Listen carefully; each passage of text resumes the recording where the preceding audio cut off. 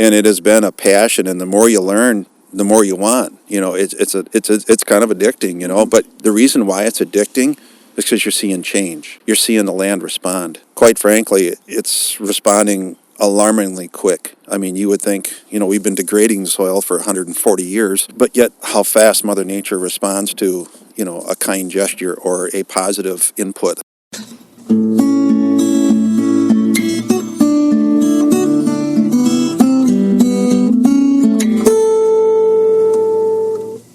Welcome to the 301st installment of Ear to the Ground, the Land Stewardship Project's podcast on family farming, regenerative agriculture, community food systems, and local democracy.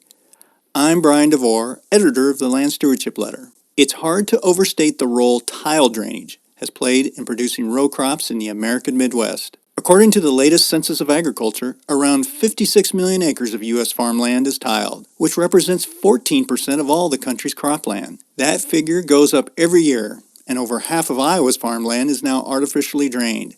In Minnesota, over a third is. With its ability to pull excessive moisture off farm fields in a short amount of time, this rural version of a storm sewer system has made countless low-lying acres tillable. Managing excessive water is particularly critical during the spring, when farmers are scrambling to plant their crops in dry, warm soil and get them off to a good start. With climate change ushering in increasingly intense precipitation events, being able to keep water from swamping or washing out our crop fields is more important than ever. But a few years ago, Tom Finnegan realized there was a limit to what all that underground engineering can accomplish. Tom farms some 500 acres with his wife, Kim, in the Cedar River watershed near Austin in southern Minnesota. Managing water is a major problem on the corn and soybean ground they farm. As a result, they haven't been shy about investing in the installation of drainage systems. But a few years ago, when the tiling company came back to them with a recommendation to install even more intense and expensive tiling infrastructure, the Finnegans decided to take a more biologically based approach. Namely, they began to rely more heavily on the ability of cover crops to build the kind of soil aggregate structure that allows fields to soak up and store moisture. By planting diverse cocktail mixes that contain as many as 12 species, the Finnegans are utilizing the ground cover and rooting systems these plants provide to build resiliency and productivity on their farm. The result is not only less swamp land and lower erosion rates, but fewer weeds. On top of that, the Finnegans have been able to make their cover crops a source of revenue by grazing their direct marketed beef herd on the plants. Building soil health profitably is exciting for the family, given that stewardship is a high priority for them. When they initially bought the farm, the Finnegans rented it out, but they eventually became frustrated with how the soil was being treated by the renters and began farming it themselves. Tom has a full-time town job, but over the past several years, he's found time to set up a regenerative system that, besides cover cropping, relies on no-till and managed rotational grazing. Tom recently gave a presentation during an LSP soil health workshop. Afterwards, I chatted with him about an eye-opening moment he had when he realized the role livestock can play in building soil health. We also talked about when he realized good soil tilth trumps tiling and the important role networking with other farmers plays when experimenting with innovative management systems. Don't really come from a crop background, came from 3 generations of livestock producers, and so basically cattle and forage was what my exposure was from my youth to midlife, if you want to say. Had the opportunity to buy a farm close to my parents, and the whole goal there was to expand our cattle operation. And after a couple years of renting out the land and being basically disgusted with the amount of erosion and wind erosion, soil erosion, the degradation of the soil, we took our farms back and started our journey with soil health. And the catalyst for that was we were direct selling our beef, and we wanted to offer people in good faith the best meat that we could produce. So talk a little bit about, you said you kind of had an aha moment with, you were looking at, I think, cover crops, and you realized the role that livestock, that it's one thing to do the cover crops, you really were committed to that, you felt like it was a better treatment of the land and the soil, but you had a real aha moment with involving your cattle, I think. If you could talk about that a little bit. I think that was a really key piece. So initially, and coming from experience of just how we'd done it years prior, we yarded the cattle during the winter time, and then the calving was in a similar location. We had a high rate of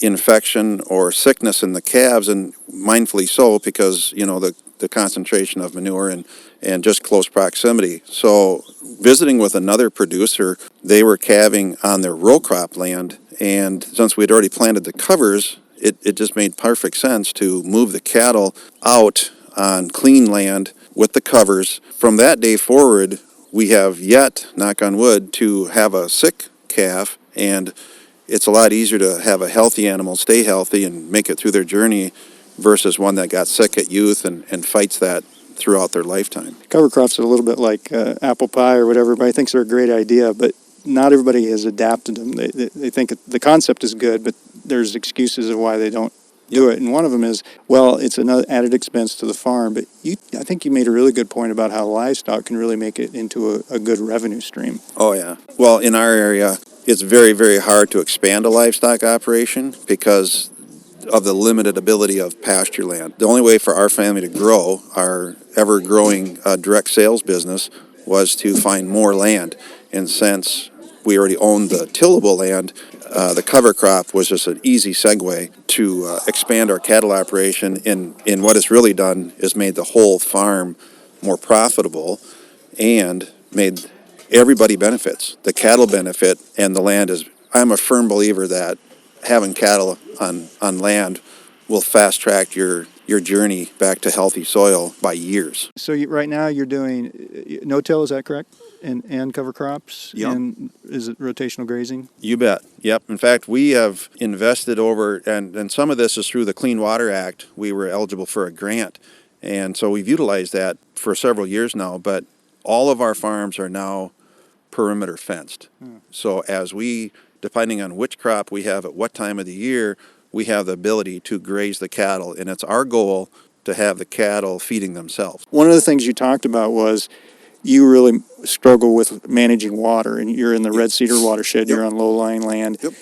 So you have invested a lot in tiling, Yep. and you kind of took it as far as you could, and you realized there's a point where kind of building that soil health is really how I'm really going to get this taking care of this soil management issue in the long term. So yeah, the farm was in need of being retiled when we first bought it. So over 5 years, we tiled the entire farm out to a six-figure expense, and then we still were struggling with ponding in a couple of different spots. Well, the solution was go back to the tile company and then ask them. Of course, naturally they want to go in and do splits and then break it down to 30s or 20 foots, and tens of twenties of thousands of dollars or more. Well, that really wasn't feasible.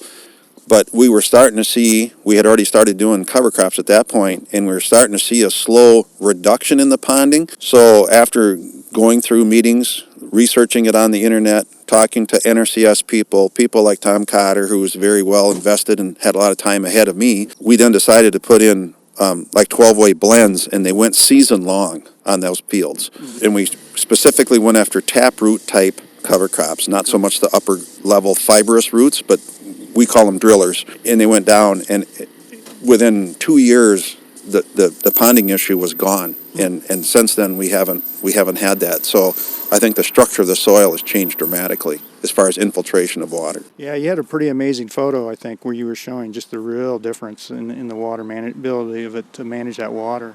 Yeah, and not only managing the water, but the weed pressure is no longer there. Yeah. Because, only the bad things want to grow, in those locations. So a huge improvement. And we're not having to spend all the money on extra tile. Yeah, it just really shows that there's a certain point you can do with mechanical changes and all that, but at one point you have to really turn to that biology. You bet. And I think it's only going to keep getting better.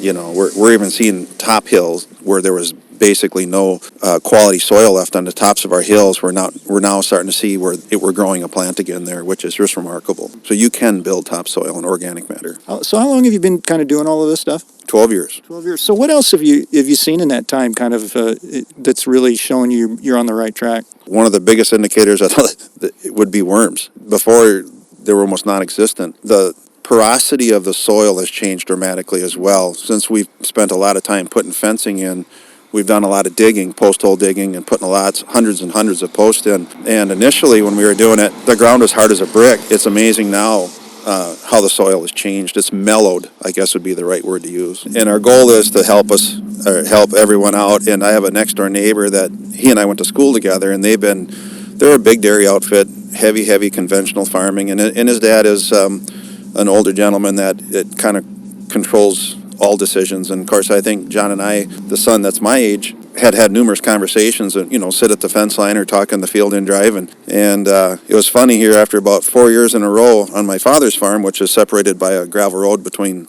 their farm and my father's farm. We rolled into a nice, beautiful green cereal rye field, and my boys dropped the planter in and set the guidance up, and they took off. Well, I was sitting in the pickup with the seed, and he was across the field working his farm for, I think it was at least the third time that spring. And he got out of his tractor and he walked over and he goes, I'm getting pretty damn sick and tired of walking over here and watching you guys roll in here and drop your planter and you take off. And he goes, what the heck? And so it opened the door to a lengthy conversation, which my goal, of course, is to share what I've been fortunate enough to learn from like-minded people and through meetings like this.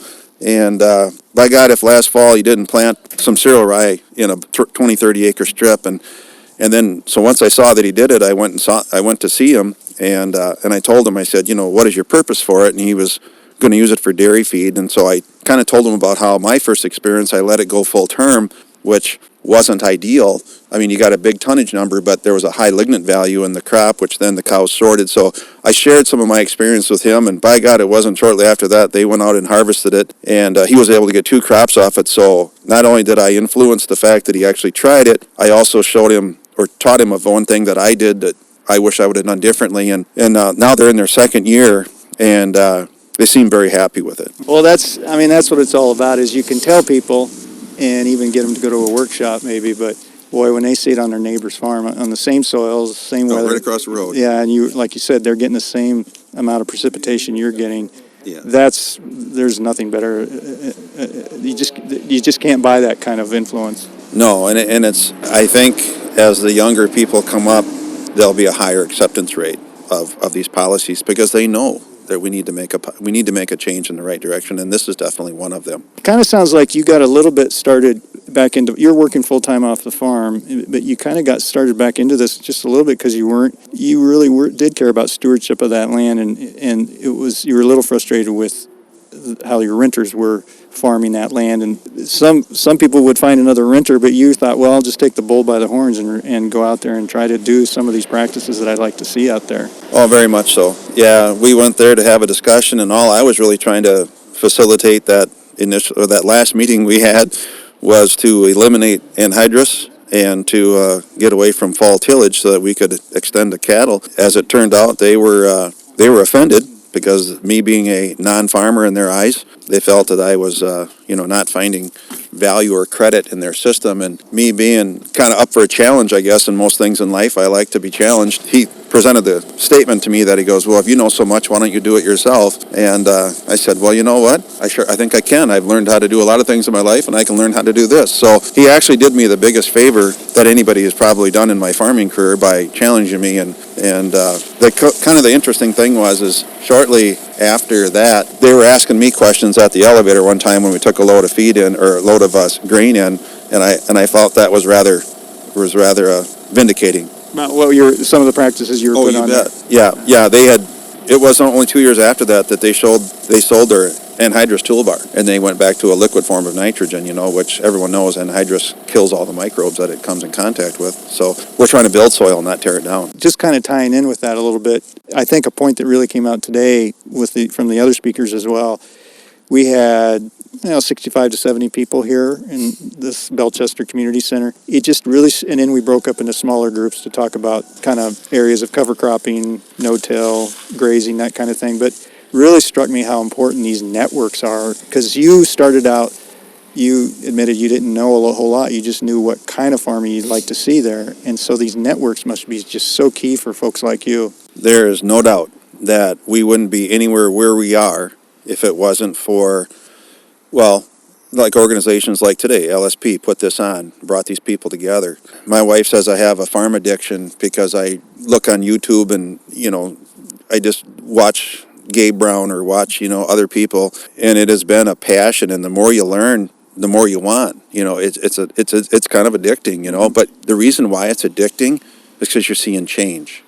You're seeing the land respond. Quite frankly, it's responding alarmingly quick. I mean, you would think, we've been degrading the soil for 140 years, but yet how fast Mother Nature responds to, a kind gesture or a positive input. Any small amount of change just has such a huge effect, and how really remarkable how everything is all interconnected.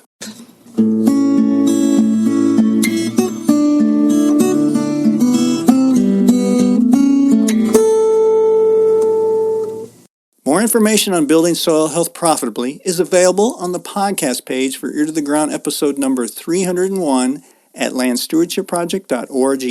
If you have comments or suggestions about this podcast, contact Brian DeVore at bdevore@landstewardshipproject.org, or you can call 612-816-9342.